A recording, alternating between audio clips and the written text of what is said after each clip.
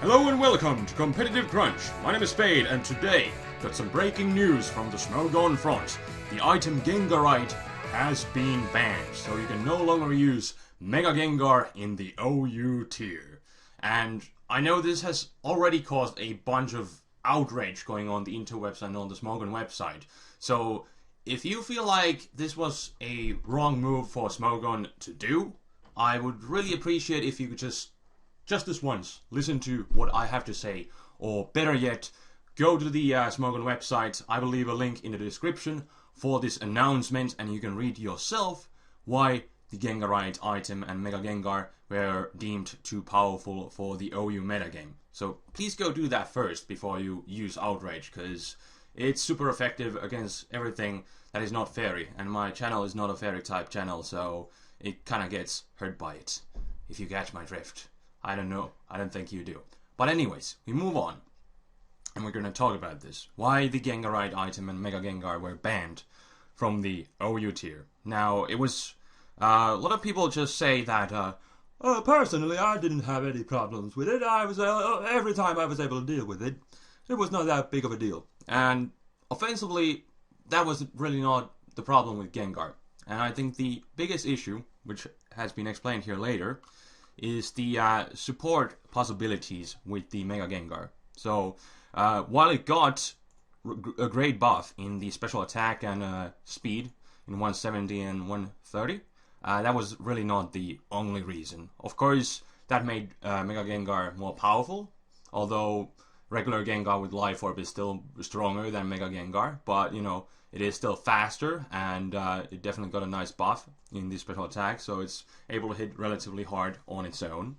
But, of course, you know, its base power of moves weren't really that strong, because your most powerful move is really like Sludge Wave, which after stab caps at like 142, being rounded down and everything. So it doesn't have the strongest base power of moves like if we were to compare it to like dragons with Draco Meteors and Outrages and such moves. But it still has great coverage of moves, even though they are not that strong. But the thing is, again, that Gengar is not really meant to be solely a sweeper. But then we go to the parts about Shadow Tag. We all know about the nature of Shadow Tag. You know, it has been a suspect so many times in the past, and like in Gen 4, Wobbuffet got banned because of it.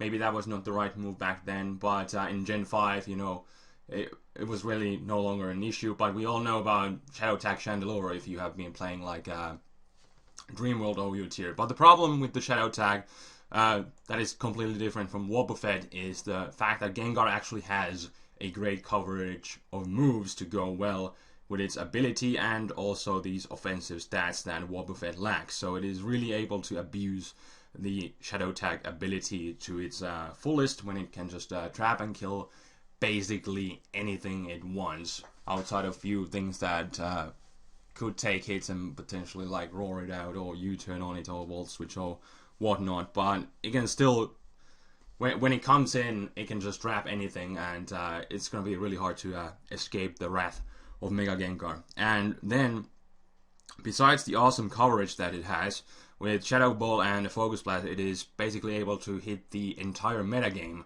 for neutral damage. And even though they don't have the best, highest base power, you know, the fact that you can hit the metagame for neutral damage is a strong asset for the Mega-Gengar. And it also has really useful support moves in form of Will-O-Wisp, Taunt, Destiny Bond, Hypnosis, and once the Pokemon Bank gets released, it has also access to Parry Song, so it can pull off the Parry Strapping set with Protect and Substitute. I've been trying it out in the Pokemon Bank OU, and it's been a really fun set. And it's been, in a way, like, it makes it really broken, because you can just basically trap anything you want. You see, you have a specially orientated team. Let's say, for example, your opponent has a special wall. You bring out Mega-Gengar against it. You trap that special wall, and you kill it, and then the rest of your team with special sweepers are able to go through your opponent's team, as the special wall is easily being disposed of with the help of Mega-Gengar. And that is really the support characteristic of Mega-Gengar that truly makes it broken. And we talk about it right here. There's something from Generation 4 that doesn't, directly hold its point anymore, because, the banning mechanics are a bit different, but a good point from Generation Pokemon. Generation 4 of the Pokemon battling is that a Pokemon is uber if in common battle situations it can consistently set up a situation in which it makes a substantially easier for other Pokemon to sweep. So let's say one still kind of arguably broken Pokemon in the metagame is Genesect, which is currently in the OU tier. And one of the best ways to deal with it in the OU tier is with the help of Heatran. Now, what if you just bring out Mega-Gengar and you trap and kill that Heatran? You either destroy it with Focus Blast, you either take it down with you with like Destiny Bond, or you Parry Trap it. You have a bunch of ways to deal with it. And you just take down that Heatran, and then you have a Genesect that is able to destroy the rest of your opponent's team, because he wasn't able to do anything, because just like that, you were able to trap and kill that Heatran. That was your opponent's only way to really deal with Genesect. And that is the kind of support that Gengar is able to provide to your team. And when people say that I personally don't have problems with Mega-Gengar, it's not really that strong, even though it has Shadow Tag. This is the main problem that people often overlook. They think about Gengar as a sweeper that only traps things, and then you can later on just revenge kill it. But what truly makes Gengar dangerous is the support characteristic. It is able to trap and kill anything it wants, and open up some holes in your opponent's team, making it easier for the rest of your team to sweep your opponent, basically. And like it says here, it is broken because of the combination of Shadow Tag, its great defensive typing, its great offensive stats, and huge move pool that allows you to, with most absolute certainty, remove one or multiple checks to your team with Mega-Gengar. And this is really the main problem with it. It's not really solely because of its offensive stats and combination of Shadow Tag, but the fact that what I just explained right here, so I'm not gonna do it again. But basically it is the support options that Gengar provides your team that makes it truly a broken, and this really seems to be the thing that a lot of people don't understand. They just think Gengar as one broken or not broken sweeper, and then they overlook what it can actually do for your team. It is truly a team player. Like something, let's say Mega-Kangaskhan. That's another Pokemon that many people say that should go uber. It is way too strong. It is able to, hit twice during the turn with the parental bond ability, and it's really difficult to wall.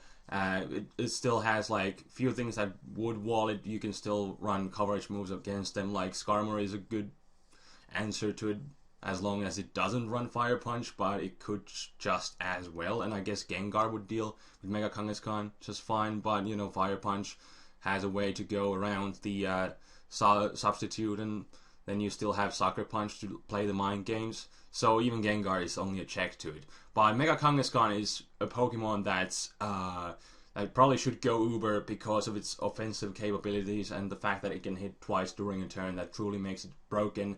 And it's the kind of Pokemon that should be banned because of what it does on its own. But then we got Mega-Gengar that should be banned because what it does for your team, for the rest of the team, because of the support that it does bring with the multitude of support and offensive moves that its wide move pool has to provide for it.